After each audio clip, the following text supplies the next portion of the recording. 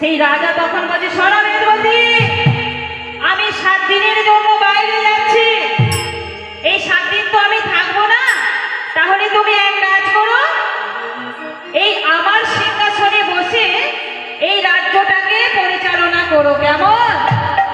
বেদবতী বললেন ঠিক আছে, তাই হবে। রাজা যেই না বাইরে গেলেন, 1 দিন গেলেন, 2 দিন গেলেন, ওই 3 দিনের দিন রাজা ফিরে আসলেন।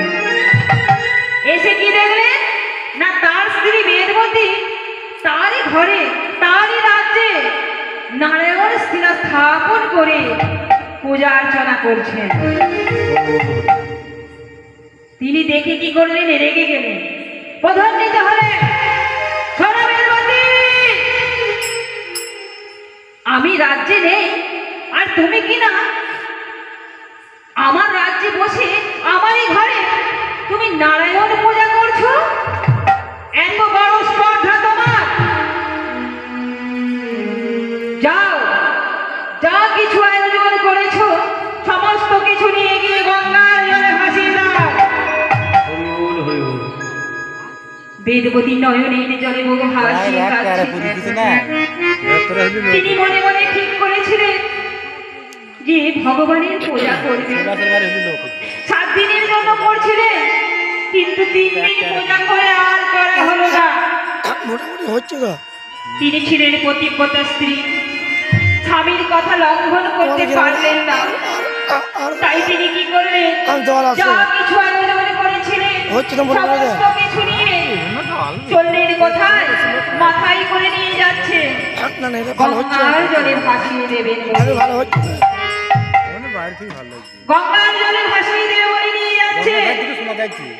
আর পথে যেতে যেতে কেঁদে কেঁদে বলছে, দয়াময়, আমি তো দোকান দিয়েছিলাম আর শুনছিলাম তো, দয়াময় দেখা দাও,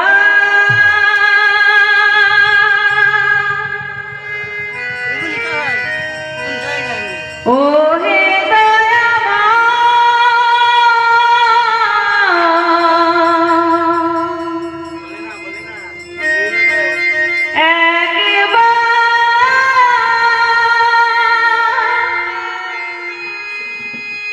দেখা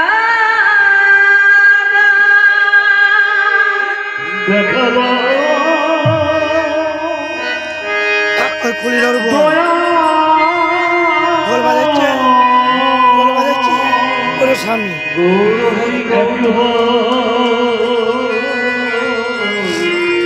দেখা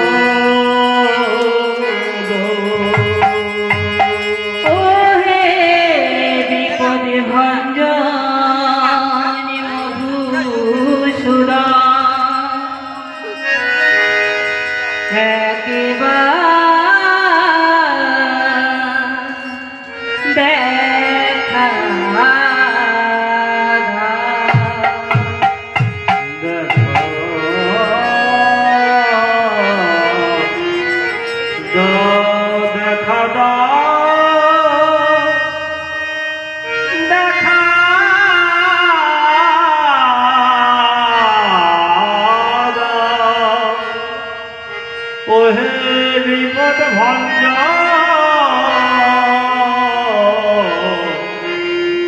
মধুসূদন, একবার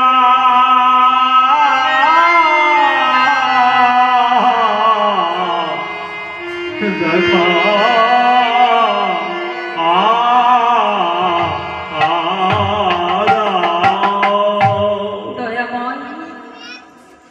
সবাই বলে তুমি নাকি ভক্তের ভগবান, তুমি নাকি অন্তর যাবে, তুমি নাকি ভক্তের কষ্ট কখনো সহ্য করতে পারো না। তবে দয়াময়, আমিও তো ভক্ত, তাহলে যে তোমাকে এত ভালোবাসে, কেন তুমি তাদেরকেই কষ্ট দাও? কেন যারা তোমাকে এত ভালোবাসে তাদেরকে বেছে বেছে কষ্ট দাও? দয়াময়, তুমি কি আমার ডাক শুনতে পারছো না? দয়াময়, আমি তো কিছুই চাইনি,